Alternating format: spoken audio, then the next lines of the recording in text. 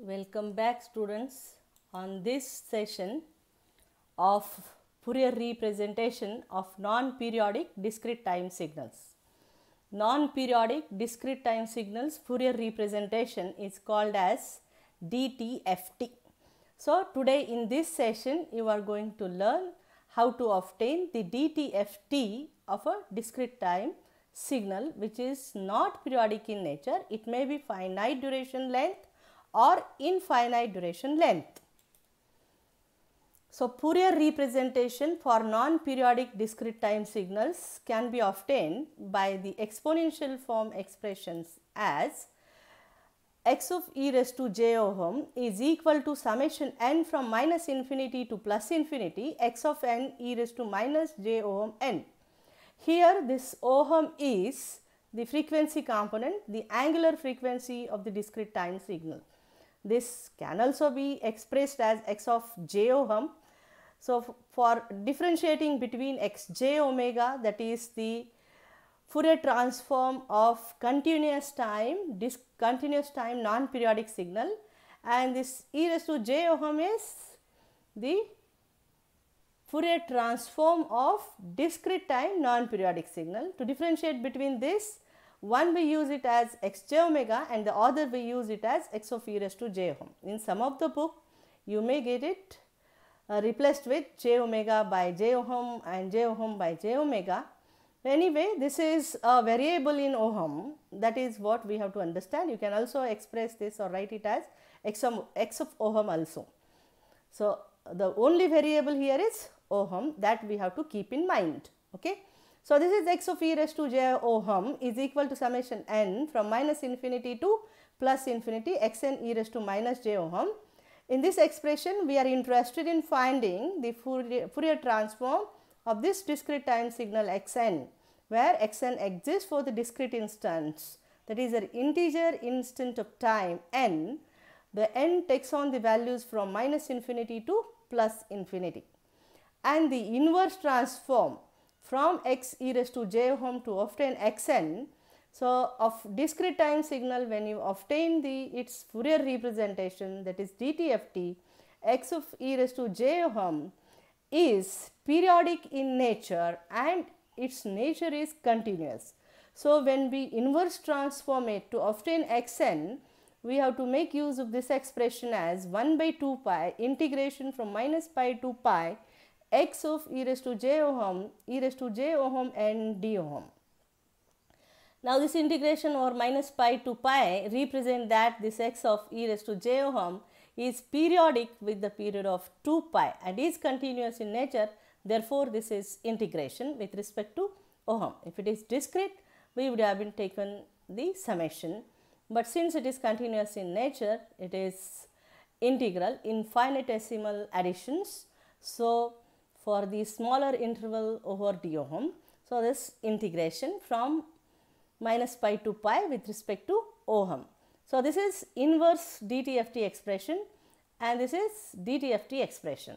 So in this today's session, we are going to concentrate of making use of this expression to obtain x of e raised to j ohm of different x of n, which may be of infinite duration or of finite duration. Now when you take the DTFT of such x of n which exists from minus infinity to plus infinity, then such infinite series of this xn into e raised to minus j ohm n may not converge for all the values. So there are certain Dirichlet conditions for convergence. So it is required that this infinite sum of DTFT will converges only if x of n is absolutely summable or if it has a finite energy. So how do you obtain the energy? So magnitude of x of n square over the summation of it, magnitude of xn square from minus infinity to plus infinity. If that summation is less than infinity, you say that its energy is finite. Okay. Even for some of the cases, if they do not satisfy this above condition but can define transform pair that behaves like the DTFT by including impulse as in the transform pair. So these allow us to use the DTFT as a problem solving tool. So we shall see such some few examples where maybe x of n may not be absolutely summable or its energy may not be finite, but along with the addition of impulse functions, we obtain its transform pair to use it as a problem solving tool. So the first example here, to obtain the Fourier transform of x of n is equal to alpha raised to n u of n. Now since it is discrete time, you may call it as DTFT. Okay. So it is here, it is required that alpha should be less than 1, then only it will be absolutely summable. So we assume that alpha is less than 1 in this case. So by definition of Fourier transform of signals xn to of 10, we make use of this expression x of e raised to j ohm is equal to summation n from minus infinity to plus infinity x of n e raised to minus j ohm n. Now in this case, x of n is alpha raised to n u n. Now meaning of u of n is this x of n exists from n is equal to 0 to infinity with amplitude of alpha raised to n. So instead of varying this summation from minus infinity to plus infinity, we shall vary it from 0 to infinity, where its amplitude, that is x of n, is alpha raised to n. So x e raised to j ohm is equal to summation n from 0 to infinity alpha raised to n into e raised to minus j ohm n. Now taking common n, this you will get it as alpha e raised to minus j ohm. Now what is the closed form of expression of such infinite series? This is 1 over 1 minus alpha e raised to minus j ohm. Now this series will converge only if alpha, magnitude of alpha is less than 1. Otherwise this series will not converge. So we assume here that this alpha is less than 1. Now this e raised to minus j ohm may be expressed as, in terms of cosine sine, as cos ohm plus j sine minus j sine ohm. So this is minus alpha cos ohm plus j alpha sine ohm. Now the real part of the denominator is 1 minus alpha cos ohm and the imaginary part is alpha sine ohm. Now what is the magnitude and the phase of this? The magnitude of x of e raised to j ohm is the magnitude of the numerator divided by the magnitude of the denominator, and the phase or the angle or the argument of x of e raised to j ohm is the argument of numerator minus the argument of the denominator. Argument of the numerator here is 0. So argument of denominator only will exist. So what are that? So here magnitude is 1 over real part square plus imaginary part square. So 1 minus alpha cos ohm square plus alpha square sine square ohm. And the argument is, so for the numerator it is 0 minus the denominator is, the imaginary part is alpha sine ohm divided by 1 minus alpha cos ohm. You may substitute the different values of alpha in this expression. So using calculator, calculate this magnitude and the phase angle and approximately plot. Now these are the graphs, I have taken it from Simon Hekin textbook for the different values of alpha. So in the first case, that is for A and B, alpha is considered as 0.5, and for different values this using MATLAB tool they have plotted here the magnitude and the argument, and in the second case here alpha is considered as 0.9 and the magnitude and the phase is plotted. So approximate curve is needed, therefore you can approximately calculate some few example values and you can plot that. So not necessary to vary it from minus 4 pi to plus 4 pi, but you can only consider the duration from minus pi to plus pi for this phase, and this magnitude you can consider it similarly for from minus pi to plus pi only. Okay. Now what is the Fourier transform of xn is equal to delta of n? Delta of n is an impulse function. It has amplitude is equal to 1 for n is equal to 0. So this exists at only n is equal to 0. So if even in this definition, if you have this infinite series sum, this sum will not exist for the infinite value, whereas this exists for only n is equal to 0. Because x of n exists at only n is equal to 0 with the amplitude is equal to 1. So x of e raised to j ohm will be equal to what? Here it is equal to 1. So we say here that delta of n Fourier transform, that is DTFT, is to give 1. So delta of n's DTFT is 1. Now what is the Fourier transform of x of n is equal to 2 into 3 raised to n u of minus n. Now the meaning of u of minus n here is this 2 into 3 raised to n exists from minus infinity to 0 with amplitude 2 into 3 raised to n. After that, that is beyond 0, amplitude becomes equal to 0. So this xn exists from minus infinity to 0 with amplitude 2 into 3 raised to n.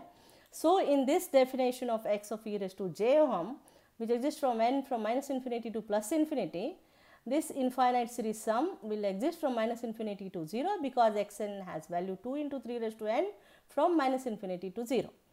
So this 2 is constant, is not variable in n, so take it outside summation variation. So this is summation n from minus infinity to 0, 3 raised to n into e raised to minus j ohm n. Take over common n, so 3 raised to minus 1, that is 3 inverse, or you can also write it as 1 by 3. So this is e raised to j ohm by 3. Now what is the closed form of this? This 2 is constant. So this 2, and that is the closed form of this is 1 over 1 minus 1 by 3 e raised to j ohm. So in the same way, what we have done it in a previous example, this x of e raised to j ohm can be expressed as 2 by 1 minus 1 by 3 cos ohm minus j 1 by 3 sin ohm, and it's equal to 1 over square root of 1 plus 1 minus 1 by 3 cos ohm square plus 1 by n 1 by 9 sin square ohm. This is the magnitude, and the phase is this should be minus, and this minus sign, this becomes plus, so this is becomes plus here. So tan inverse of 1 by 3 sin ohm by 1 minus 1 by 3 cos ohm. Okay, so the graph will be similar to what we have sketched. So magnitude response and the phase response, instead of 0.5, this is how much? 1 by 3 is 0.33. Okay. So a similar kind of graph you will get here for this magnitude and phase also. Okay. Now I hope that you will try to obtain the Fourier transform of this xn, where xn is 2 raised to n for n varying from 0 to 9. So infinite sum of DTFT, which is defined as like this, may not exist from minus infinity to plus infinity, but here for this example it will exist from what? 0 to 9, because this xn has amplitude 2 raised to 9 for 0 to 9. Now whether this converge or not, even though this A is greater than 1, this series will converge because this exists for finite values. Okay, so its DTFT will also exist. So x e raised to j ohm, where I shall write it as equal to n from 0 to 9, 2 raised to n into e raised to minus j ohm n. In the similar way, take common n and then write the closed form of expression. This is 2 into e raised to minus j ohm raised to n.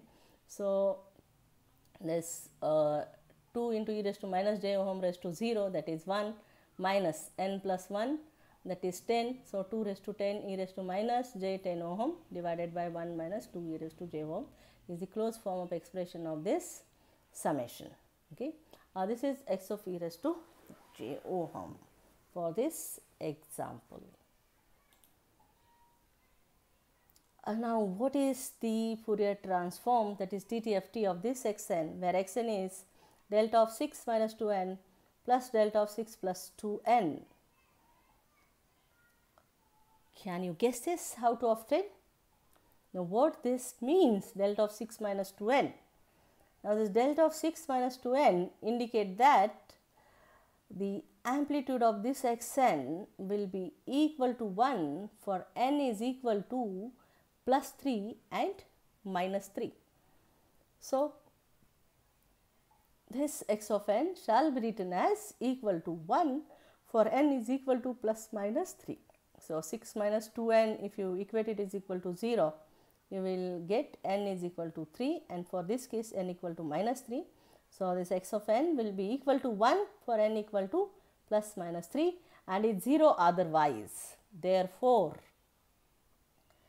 x of e raised to j ohm will be equal to, in this expression, this is for n is equal to what? This is for n equal to 3 and this is for n equal to minus 3. So, you will get here, when you substitute n is equal to 3 here and here n equal to minus 3, you will get x of e raised to j ohm equal to e raised to minus j3 ohm plus e raised to j3 ohm. Now, to convert this to cos form, multiply and divide by 2. So, this is equal to 2 cos 3 ohm. So, magnitude of this is 2 cos 3 ohm. Argument will be equal to 0. Okay. Now, what is the DTFT of xn, which is equal to a raised to mod n when a is less than 1? Now, a raised to mod n indicate that this is existing from minus infinity to plus infinity, and this modulus sign over the power indicates that the amplitude of xn when n is less than 0 is a raised to minus n, and it is equal to a raised to n when n is greater than 0. So, for n which is less than 0, that is from minus infinity to minus 1, a raised to minus n, and then from 0 to infinity, this is a raised to n. This is what this a raised to mod n indicate. So, in this example, dividing this summation into two parts, one from minus infinity to minus 1, a raised to minus n e raised to minus j ohm n, plus n from 0 to infinity, a raised to n e raised to minus j ohm n. Now, for this you can directly write the closed form of expression as 1 over 1 minus a into e raised to minus j ohm. Now, what is about this? Now, for that you can express this summation like this. You can vary this from 0 to infinity, and this minus sign you make it as plus. One extra term of 0 you are adding with the power of 0, that is becomes 1. So, subtract 1 from this. So, this entire term can be written as summation n from 0 to infinity a raised to n e raised to j ohm n minus 1. Now, the closed form of this equation is 1 divided by 1 minus a into e raised to j ohm. So, this x of a raised to j ohm becomes equal to 1 divided by 1 minus a into e raised to minus j ohm, that is for this term, and this is for this term. It is 1 divided by 1 minus a into e raised to j ohm minus 1. Now, how to solve this? Now, cross multiplying to these two terms here first, and then solving this. You may solve and evaluate this, multiply to these brackets. If you split this bracket, this one and this one is 2. This is minus a into e raised to j ohm. This is minus a into e raised to minus j ohm. So, if you take common minus a, you will remain with e raised to j ohm plus e raised to minus j ohm, that becomes cos, and in the denominator what you will get if you multiply these two brackets and solve it, what you will get. So, multiply and solve and see whether you get this same or not. Okay. So, in the numerator you have 1 plus 1, that is 2 minus 2a cos ohm. In the denominator 1 minus 2a cos ohm plus a square. So, these two brackets are multiplied and obtained like this. 2 you can take common and can remain with 1 minus a cos ohm, or you multiply this with 1 minus 2a cos ohm plus a square. So, this minus and this minus becomes plus, so 2a cos ohm will get cancelled. So, in the numerator you will remain with 1 minus a square divided by 1 minus 2a cos ohm plus a square. So, this is what x of e raised to j ohm is in this case. Now, there is no imaginary term, this is the magnitude. Now, what is the Fourier transform of this xn, where it has amplitude is equal to 1 from minus m to plus m. This is like rectangular with width is equal to 2m plus 1 at 0. Okay. So, by the definition, of the dtft which is existing from minus infinity to plus infinity xn e raised to minus j ohm n. This xn takes on the values from minus m to m. So, this variation will be from minus m to plus m with this as 1. So, writing here as summation n from minus m to plus m e raised to minus j ohm n. So, you can replace here this n with m minus m, and then when you replace n with m minus m, at the time when n is equal to minus m, you will get small m is equal to 0, and when n is equal to plus m, you will get small m is equal to 2m. So, then summation m will be varying from 0 to 2m, and then e raised to minus j ohm m minus capital M. Now, this e raised to minus j capital e raised to minus j ohm m you separate out, and this plus m is not variable of small m. Take it outside the summation variation and write like this. Now, what is the closed form of expression of this? It is e raised to j ohm m 1 minus e raised to minus j ohm 2m plus 1 by 1 minus e raised to minus j ohm, where it is ohm is not equal to 0 or plus minus 2 pi, plus minus 6 pi or plus minus 4 pi, 6 pi, that is odd value, even values of pi. And for that, if you substitute ohm is equal to even values of pi, then the value of this exponential term becomes equal to 1, and then 2m plus 1 times you will be adding this is equal to 1. So, then value of this summation will be equal to 2m plus 1. When you substitute here ohm is equal to 0 or 2 pi or 4 pi, the value of this exponential term will be equal to 1, and then 2m plus 1 times you will be adding this 1. So, here x of e raised to j ohm will be equal to 2m plus 1 when ohm is equal to 0 or plus minus 2 pi or plus minus 4 pi or plus minus 6 pi. Otherwise, for all other cases, it is e raised to j ohm m 1 minus e raised to minus j ohm 2m plus 1 by 1 minus e raised to minus j ohm. You can keep like this, or if you are interested to further solve this, what I will do, see here in the next slide, in the denominator I take common outside e raised to minus j ohm by 2. So, here you were having 1, when you take common 1 ohm by 2 here outside, this becomes e raised to j ohm by 2.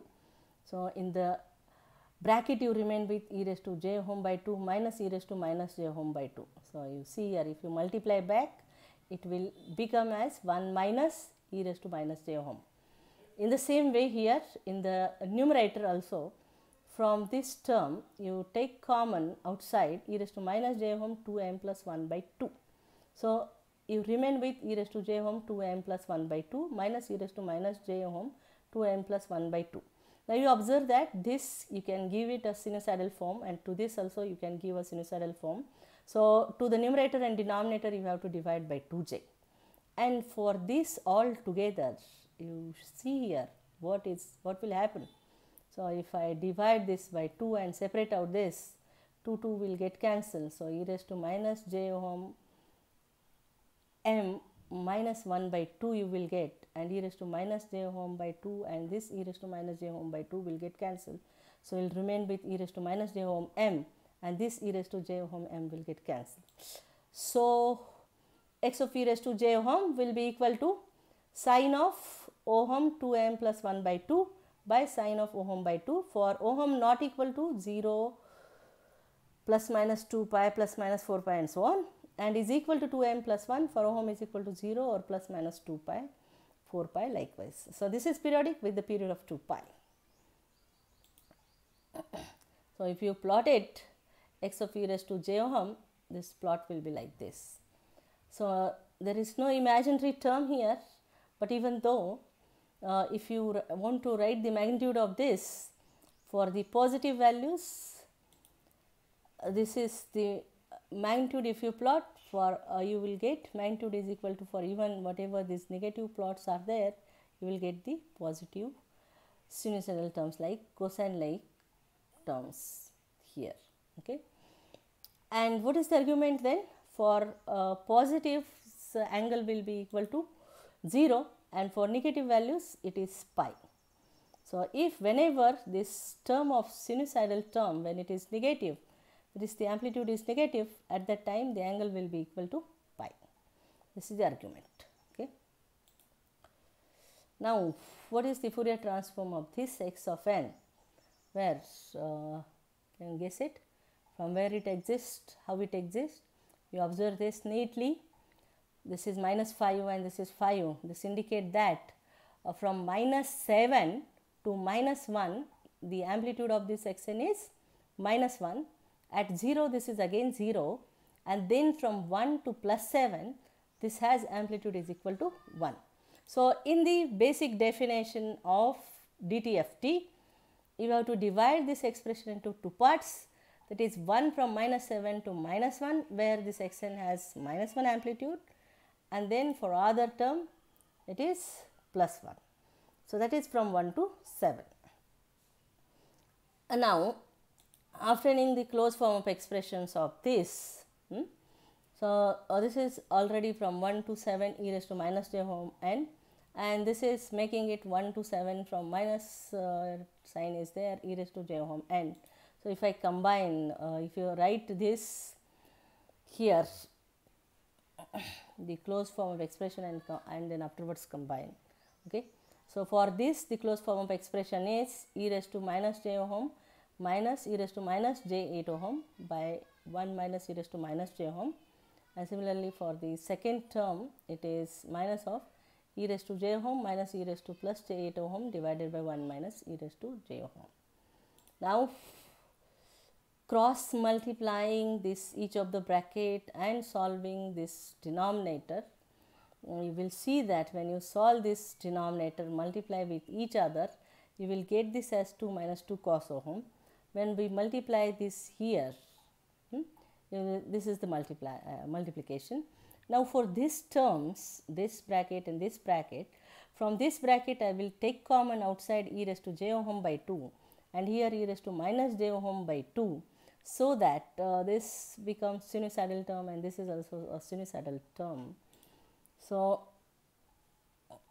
and so to make it a sinusoidal term, we have to multiply and divide by 2j. So, for this 2j extra you are getting, and dividing by 2 this by 2j, this term becomes sin ohm by 2. This is also sin ohm by 2, and we are taking common e raised to minus j ohm by 2, e raised to minus j ohm by 2. So, this sin ohm by 2, and in the denominator you take common this 2 outside and you remain with 1 minus cos ohm, and 1 minus cos ohm is sin square ohm by 2. So, this is 2 into 1 minus cos ohm is sin square ohm by 2. So, 1 sin ohm by 2 here will get cancelled, and you will remain in denominator with 1 sin ohm by 2. See here what we are getting. Now, multiplying and splitting here afterwards. So, multiplying inside here to this bracket as well as to this bracket, multiplication of these two terms, you will get e raised to minus j ohm by 2, and here e raised to plus j ohm by 2. This is also minus sign and this is also minus sign. When you take common, you will get cos ohm by 2. When you multiply to this inside here, this is plus j ohm by 2 and this is plus j 8 ohm by 2. When you add these two together, you will get this as minus 8 ohm and this is plus ohm by 2. So, this 16 minus 16 plus 1 is 15 ohm by 2. This is also plus 15 by 2. So, you will get this as cos of 15 ohm by 2. So, here for this entire brackets you will get as minus cos ohm by 2 plus cos 15 ohm by 2. divided by sine ohm by 2. Now how this is got? You can express this in the form of this as cos A plus B and this as cos A minus B. So cos A plus B minus cos A minus B formula if you use is minus of sin A into sin B. So minus of this sin A is 7 ohm by 2 and sin B is 8 ohm, sorry that is 4 ohm, so sin 4 ohm and this 2j. Now for this minus 2j, you can minus j can be written as e raised to minus j pi by 2. So the magnitude is 2 sin 7 ohm by 2 sin 4 ohm by sin ohm by 2, and this is equal to minus pi by 2 if the magnitude of this, if it is greater than 0, and if this value of sinusoidal function, if it is less than 0, you have to add another pi in this. So this becomes plus pi by 2. So thank you very much students for your patience hearing.